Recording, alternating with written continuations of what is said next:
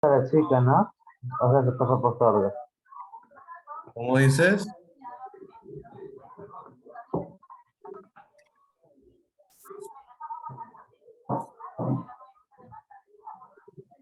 A ver, última vez que mando el link de asistencia, de ahí lo mando al final ya.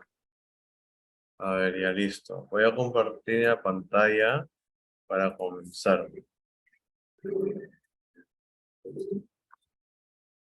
Bien, chicos, hoy vamos a ver, bueno, ese es el último tema, pero igual la siguiente clase ya se podrá dar un repaso sobre, ¿no? Que va a tratar de la organización económica del virreinato, ¿no? Más que todo la parte del monopolio comercial.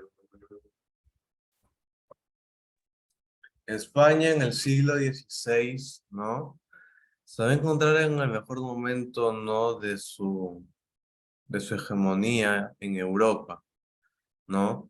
Había logrado la conquista de Tahuantinsuyo, así como también había descubierto, ¿no? Grandes yacimientos de oro y plata en América, lo cual va a ayudar a mantener esa hegemonía. Para ello es necesario, ¿no? Administrarlo lo mejor posible. Es así como va a establecer un sistema comercial que le va a ayudar a lograr beneficios, ¿no? De una forma más efectiva en sus colonias.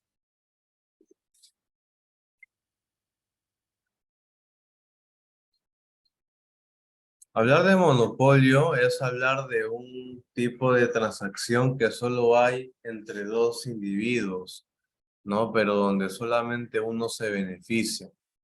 En este caso, España solo podía, ¿no? Comercializar con sus colonias y sus colonias con España, ¿no?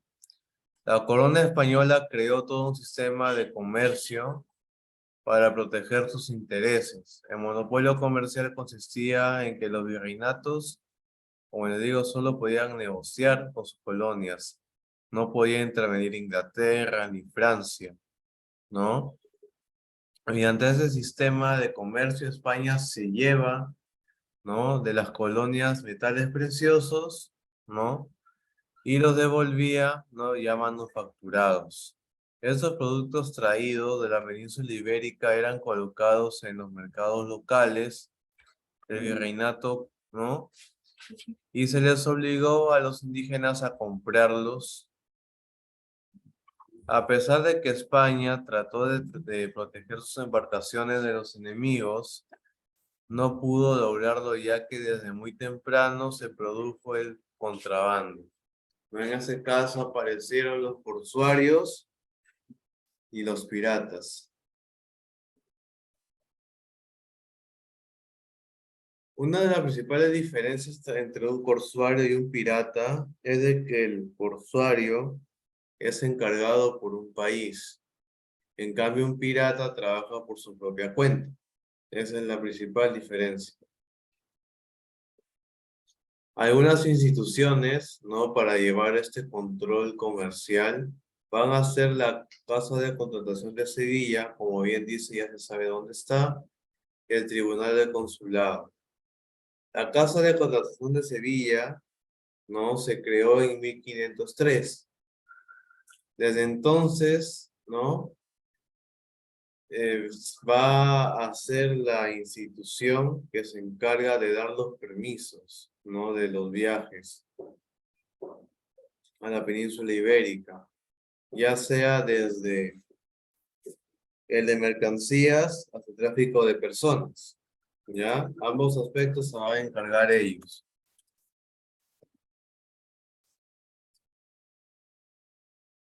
El Tribunal de Consulado de Lima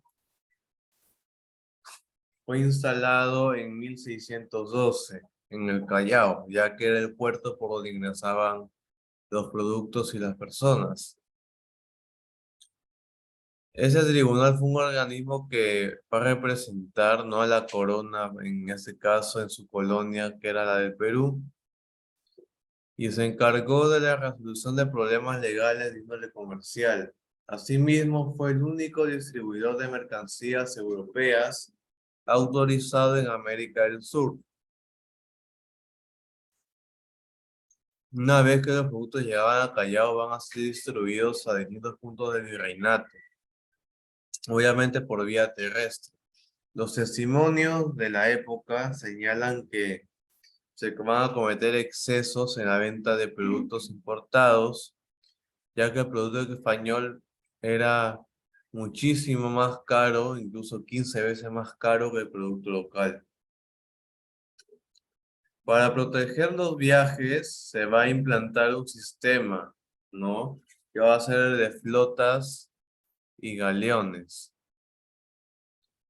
En este caso, desde la Feria de Portobelo y Panamá, de Centroamérica, los miembros del tribunal organizan la Armada del Sur, ¿no? Que va a proteger, ¿no?, las embarcaciones en su trayecto hacia el Callao. Además, la flota se encargaba de llevar a Panamá la plata que llegó, ¿no?, que luego sería llevada hacia España a través de las flotas y galeones. Los comerciantes limeños llegaron a tener mucho poder político y económico, ¿no?, convirtiéndose en prestamistas de las mismas autoridades coloniales.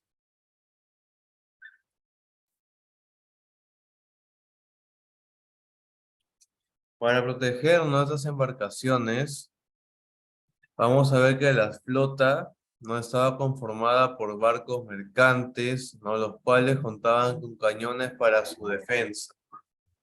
Estas embarcaciones, ¿no?, salían una vez al año del puerto de Sevilla con destino al Virreinato de Nueva España, ¿no?, y desembarcaban en el puerto de Veracruz. Los galeones estaban compuestos por varios navíos mercantes que viajaban acompañados de galeones. Al igual que las flotas, los galeones salían una vez al año y partían de Sevilla para llevar producto al virreinato peruano. Pero ese recorrido no era directo, sino que seguía una ruta que veremos a continuación, ¿no? Es justo, ¿no?, de que salían desde España, van a desembarcar, ¿no?, en lo que va a ser la ciudad de Portobelo en Panamá. Desde allí recién van a poder embarcar nuevamente hacia el Callao, ¿no? Tal cual como lo vemos aquí. Salen de Sevilla, ¿no? Llegan a Panamá o Cartagena de Indias y desde allí sale un nuevo viaje hacia el Callao.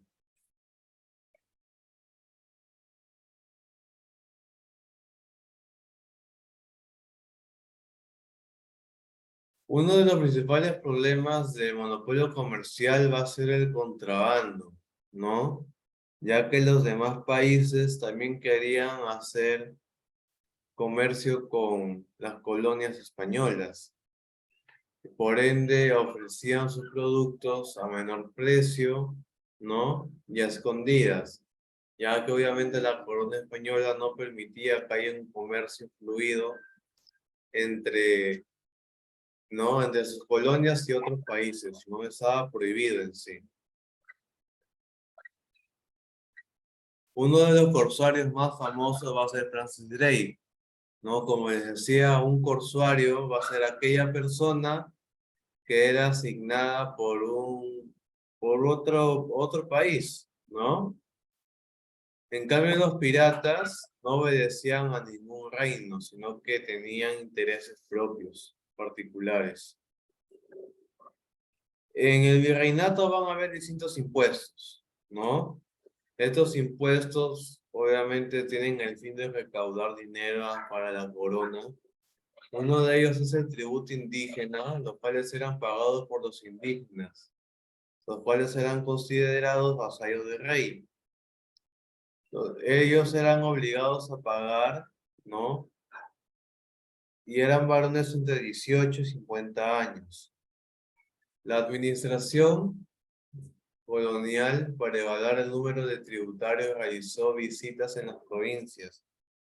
Los primeros años de cobranza, el pago se hizo en especias, ¿no? Como llamas, luego aceptarían dinero, pero a partir del siglo XVII se exigió que solo sea dinero. Después de la eliminación de las encomiendas, el cobro de tributo pasó a tarea de los corregidores. Sin embargo, esta labor no debían contar con la colaboración de los curacas, quienes se encargaban de cobrar los tributos de los indígenas de sus comunidades.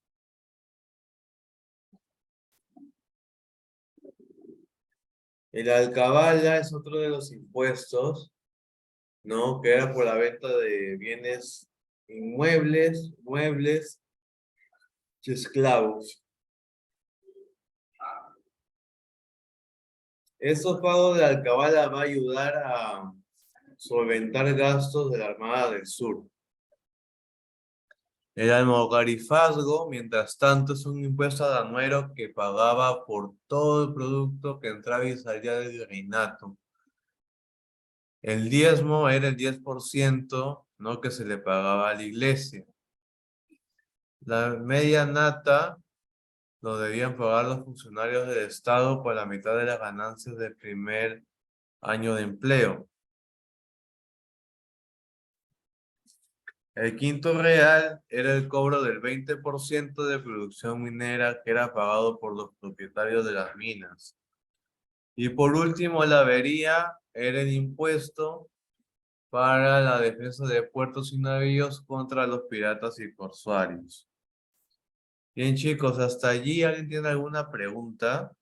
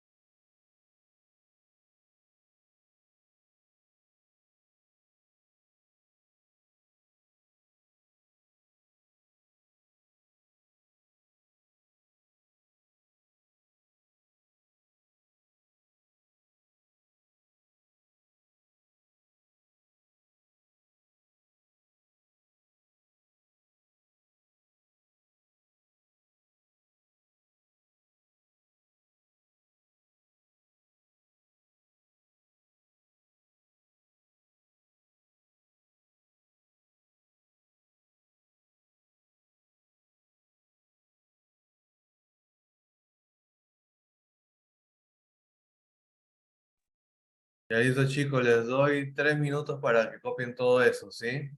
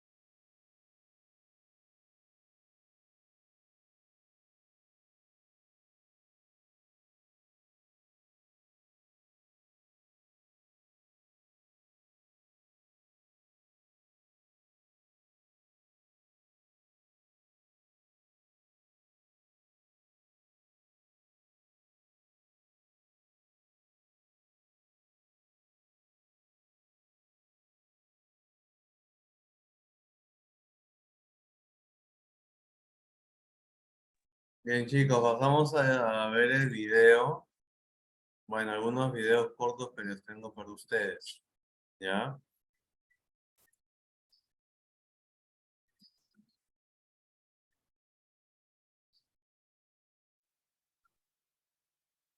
Hola, en este video te voy a explicar el monopolio comercial dentro de la economía colonial. Antes de ver el video, no te olvides de suscribirte a mi canal. Tengo muchos temas interesantes para ti. ¿Qué era el monopolio comercial? El monopolio comercial era una política económica por el cual las colonias solo podían comercializar con España. En tal sentido, estaba prohibido que las colonias pudieran comercializar con otro país europeo o con otras colonias americanas. ¿Cómo se vio debilitado el monopolio comercial? El monopolio comercial se vio debilitado por el contrabando, el comercio intercolonial y las incursiones de los piratas y corsarios. ¿Cómo se realizaba el comercio intercolonial? A pesar de que España había prohibido el comercio intercolonial, el Perú exportaba productos a otras colonias, como por ejemplo vino, aguardiente, sombreros de paja, azúcar, vinagre, etc. Asimismo, el Perú importaba de otras colonias trigo, cacao, textiles, maderas.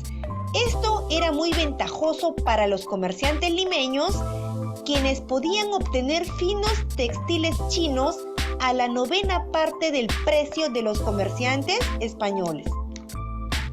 ¿Cómo fracasó el monopolio comercial?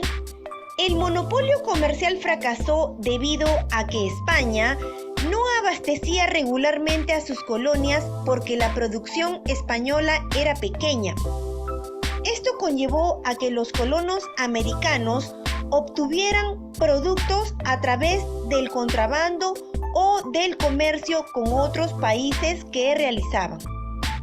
Por otro lado, el monopolio comercial también fracasó debido a los elevados precios que imponían los comerciantes españoles.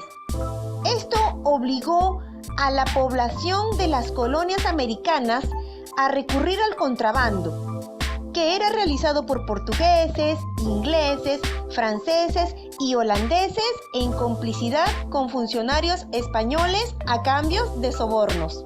¿De qué manera los piratas y corsarios debilitaron la política económica colonial? Los piratas eran aventureros que asaltaban los puertos y embarcaciones españolas en América en busca de tesoros. Los corsarios asaltaban barcos enemigos con el permiso de los reyes de sus países. Por ejemplo, Francia, Inglaterra y Holanda financiaban el desplazamiento de los corsarios, debiendo entregar a cambio la mitad del botín. Cif Ultra Brillo Antipolvo. Amor a primera limpieza.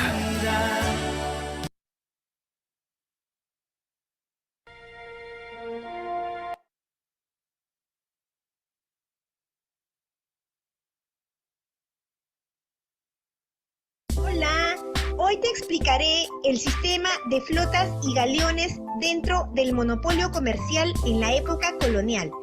Antes de ver el video, no te olvides de suscribirte a mi canal. Tengo muchos temas interesantes para ti. ¿Qué actitud tomó la corona española para evitar el ataque de piratas y corsarios? Para evitar ser atacados por corsarios y piratas, tanto en la travesía del Atlántico como principalmente en el Mar de las Antillas, los barcos que venían a América cargados de mercadería lo hacían formando convoyes escoltados por buques de guerra. ¿Cómo se realizó el comercio entre España y sus colonias? El comercio entre España y sus colonias se basó en el sistema de flotas y galeones. ¿Qué eran las flotas y galeones? Eran grandes convoyes o conjunto de embarcaciones o navíos mercantes protegidos por barcos de guerra para evitar ser atacados por los corsarios y piratas. Cada año debían salir de puertos españoles 2 convoyes. Uno se llamaba la Flota de Nueva España y el otro los galeones de tierra firme. ¿Cuál era la ruta del sistema de flota de Nueva España? Esta ruta consistía en que partían de Sevilla, España, un conjunto de embarcaciones dirigidas al puerto de Veracruz y debían abastecer al Virreinato de Nueva España, es decir, México. ¿Cuál era la ruta que seguían los galeones de tierra firme? La ruta era que las embarcaciones partían de Sevilla, luego iban destinadas al puerto de Portobelo. Allí se realizaba una feria a la que acudían comerciantes limeños para poder comprar productos españoles. Estos comerciantes limeños trasladaban por tierra los productos hacia Panamá y de allí al Callao, donde se distribuía a todo el virreinato peruano. ¿Cómo retornaban los convoyes a la península española? Los convoyes retornaban a la península española siempre bajo la protección armada, llevando consigo los productos de América, muy en especial el oro y la plata que, en gruesos envíos, eran embarcados para el tesoro real procedentes del Perú y de otros virreinatos.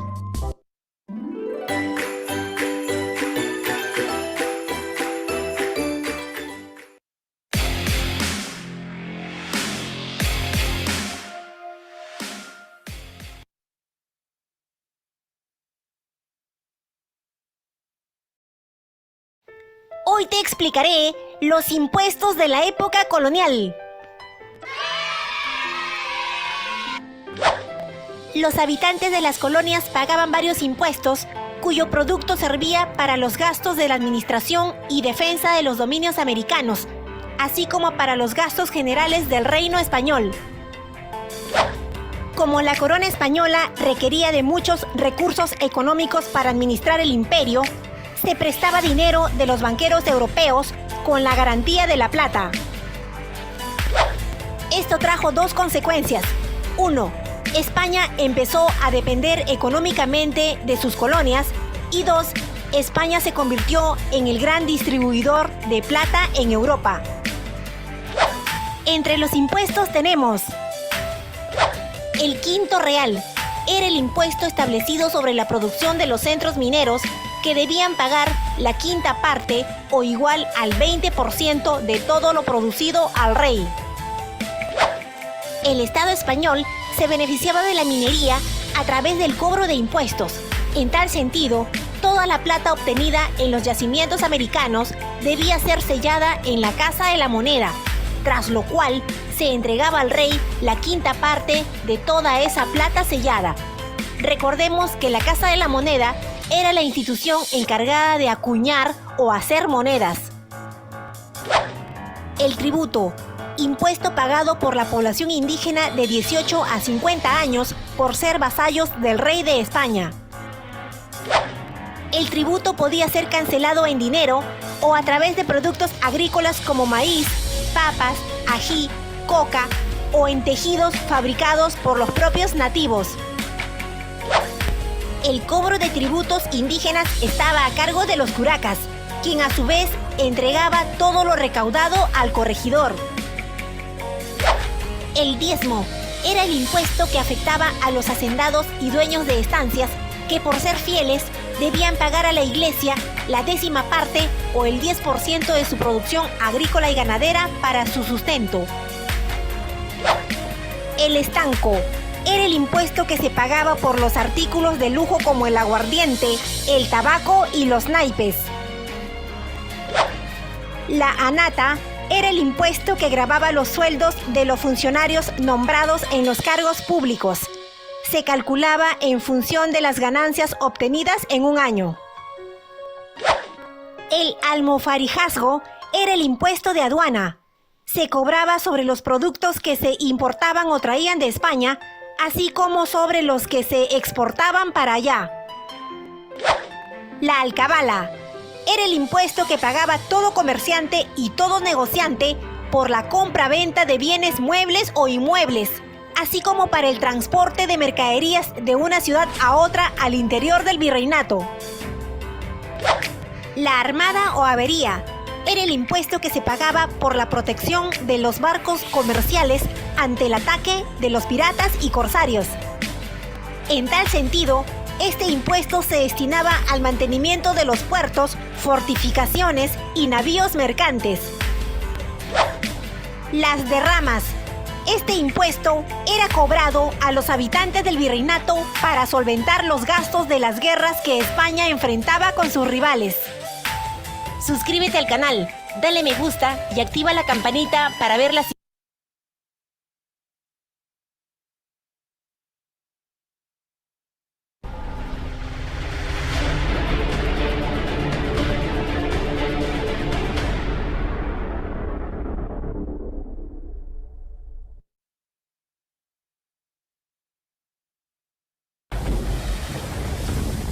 Con 10 cañones por banda, viento en popa a toda vela. No corta el mar, sino vuela, un velero bergantín. Bajel pirata que llaman por su bravura el temido, en todo mar conocido del uno al otro confín. La luna en el mar riela, en la lona gime el viento, y alza en blando movimiento olas de plata y azul. Y ve el capitán pirata, cantando alegre en la popa, hacia un lado, al otro Europa, y allá su frente, Estambul. Navega, velero mío, sin temor, que ni enemigo navío, ni tormenta, ni bonanza, tu rumbo a torcer alcanza, sujetar tu valor. 20 presas hemos hecho a despecho del inglés, y han rendido sus pendones 100 naciones a mis pies. Es mi barco mi tesoro, que es mi Dios la libertad, mi ley la fuerza y el viento. mi única patria, la mar.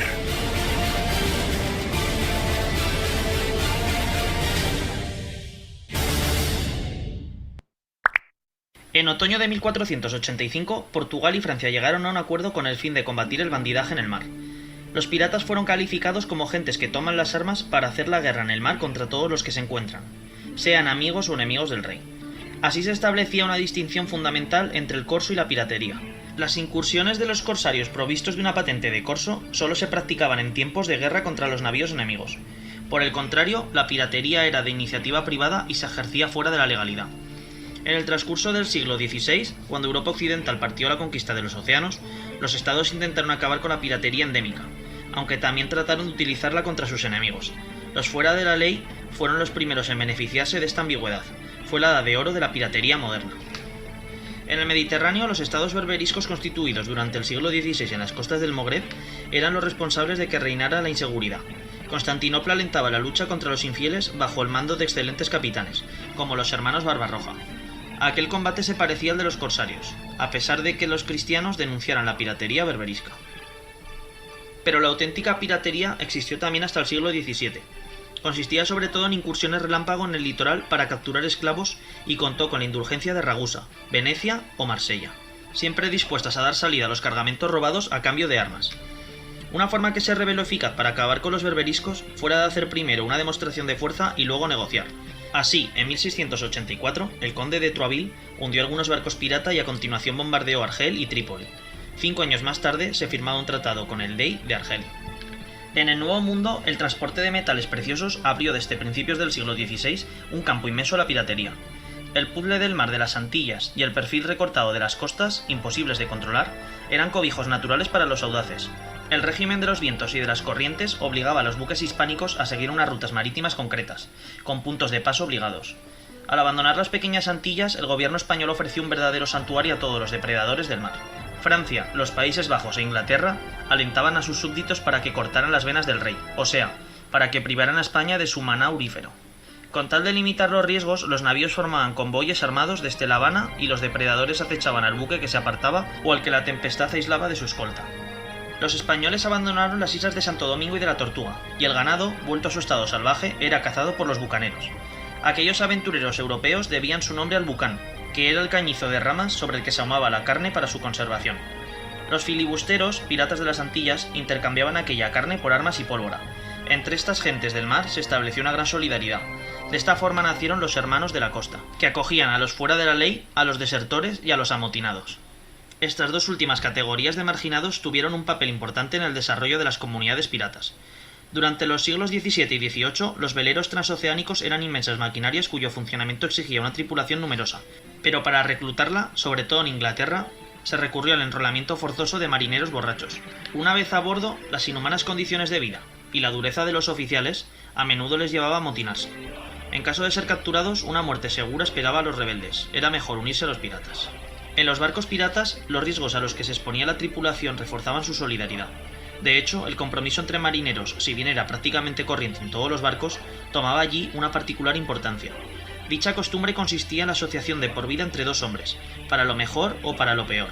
A diferencia de la marina, la comunidad pirata funcionaba a base de una disciplina libremente consentida. El capitán era elegido por toda la tripulación. Su carisma, su valor, su sentido táctico y su consideración para con sus hombres le permitían imponer su autoridad. Un convenio, la partida de caza, valoraba las heridas y los actos heroicos y determinaba el reparto del botín. La piratería fundaba el acceso a la autoridad y a un beneficio superior sobre los méritos. En este sentido, los piratas impusieron un concepto inédito de la sociedad. Sin embargo, en el siglo XVIII, la piratería entonó su canto del cisne. Francia e Inglaterra emprendieron la colonización de las Antillas y la Marina británica, a partir del siglo XVIII, los persiguió sin piedad. La piratería desapareció de la historia para entrar en la leyenda.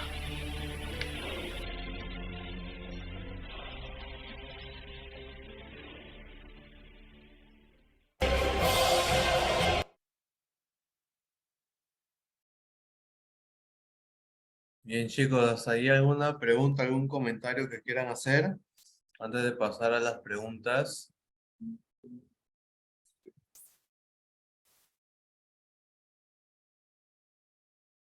¿No? Bueno, A ver, ¿quiénes van a participar en el desarrollo del libro?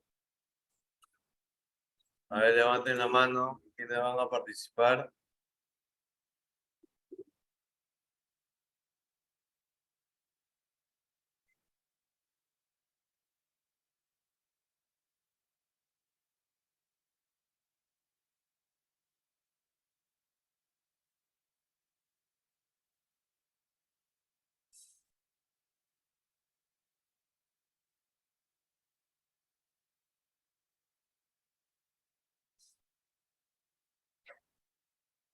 ¿Nadie más que André? ¿Solo André? Ustedes son bastantes chicos, ¿ah? A ver, André, Richard Ulloa, ¿quién más? André, Richard Ulloa, ¿alguien más?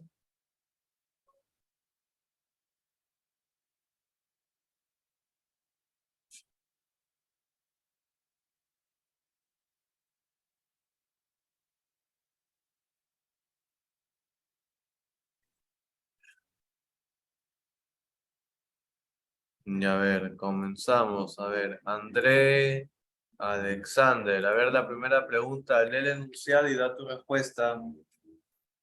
A ver. Ok, ok, profesor, buenos días.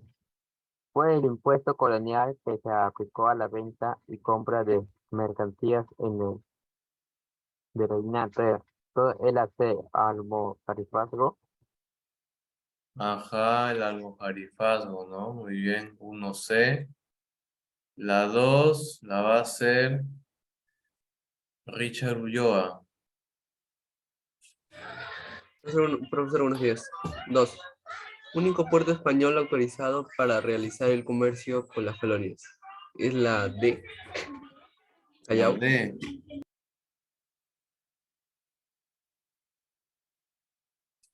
Claro, ¿no? El de Sevilla.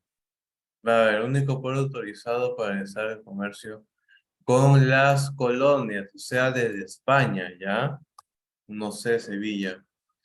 En la 3, Mariño, Sayumi.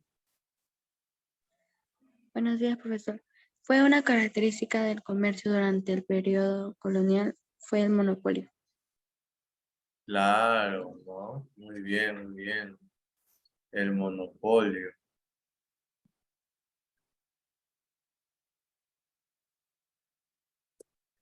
La 3B. No, 3B. Ya, 3B. Pérez Alexander. A ver, la 4. Buenas tardes, profesor. 4. Impuesto destinado al sustento de la iglesia. Tributo indígena. No, es el diezmo. Ya, el tributo indígena iba para la corona. Ya, muy bien, no te preocupes. Vale, yo sigo. Marca la alternativa incorrecta. Perdón, correcta.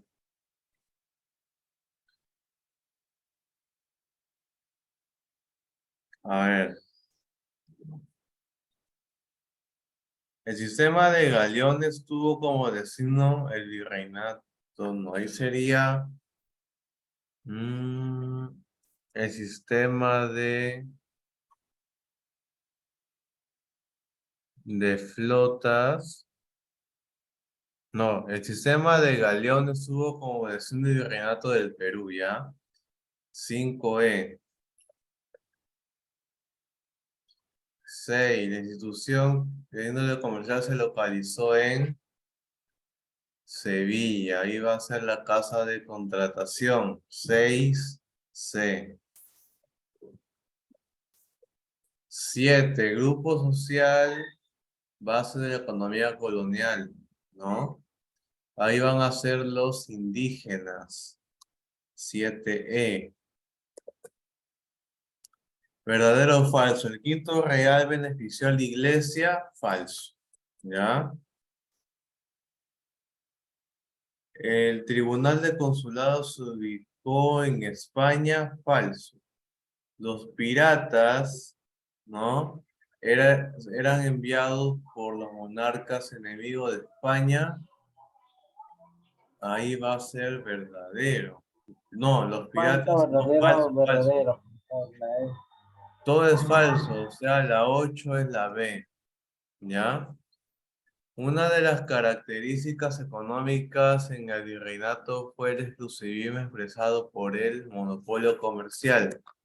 9D. Y la 10, la media nata era un impuesto que gravaba, ¿qué cosa? La A, la compra y venta de propiedades. ¿Seguros? Compra y donativos de los ciudadanos.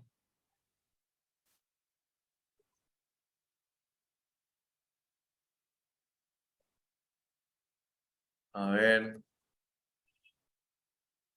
es la B, ¿ya? La entrada y salida de mercancías. 10B. Muy bien, chicos, y los que han puesto en el chat. Bien, chicos, a ver, tienen solo esa tarea, nada más. Ya tienen a sellones para mandarlo.